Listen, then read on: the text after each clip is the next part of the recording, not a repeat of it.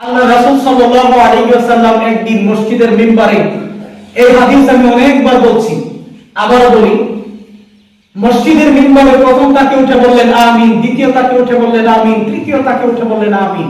হাদিসটা শুনছেন না? তারপরে আবার রিপিট করি। সাহাবায়ে কেরাম আজমাইন প্রশ্ন করলেন, ইয়া রাসূলুল্লাহ, কোনদিন তো আপনি এরকম আমিন আমিন আমিন জপেন না, বলেন না, কারণ কি? আজকে কেন আপনি এটা বললেন? এর কারণটা কি আমরা জানতে চাই।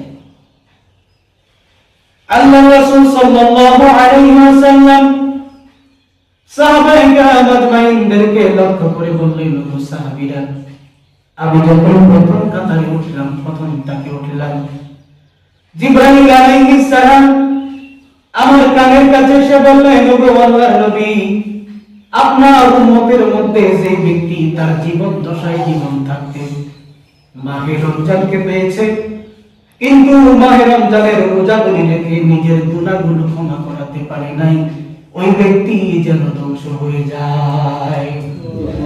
জিবরাইল এই কথা বলার সাথে সাথে আমি বলেছি আমিন।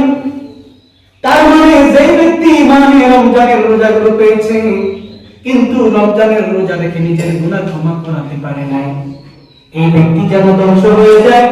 এই ব্যাপারে জিবরাইল আলাইহিস সালাম আল্লাহর কাছে দোয়া করেছেন, আর রাসূল বলেছেন আমিন। তাহলে এই দুইজনের দোয়া কি আল্লাহ কবুল করবে না? এই দুইজনের দোয়া কি আল্লাহ কবুল করবে না?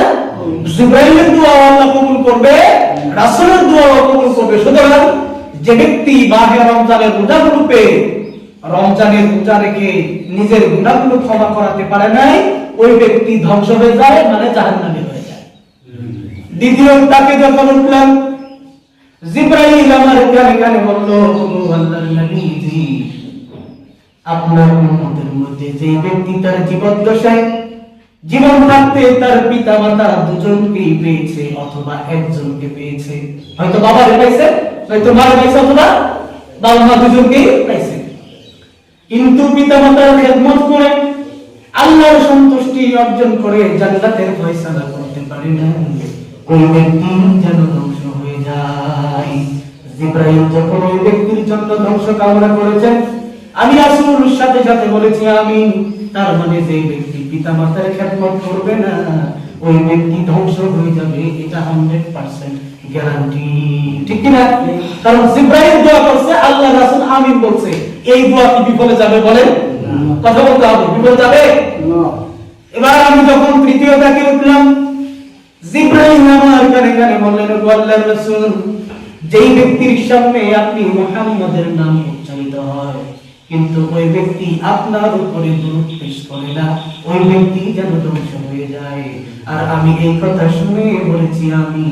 তার মানে যে ব্যক্তি রাসূলের নাম শোনার পরে ওই ব্যক্তি আল্লাহর রাসূলের উপরে সংক্ষিপ্ত দরুদ পড়ে না, ওই ব্যক্তিও ধ্বংস হয়ে যায়।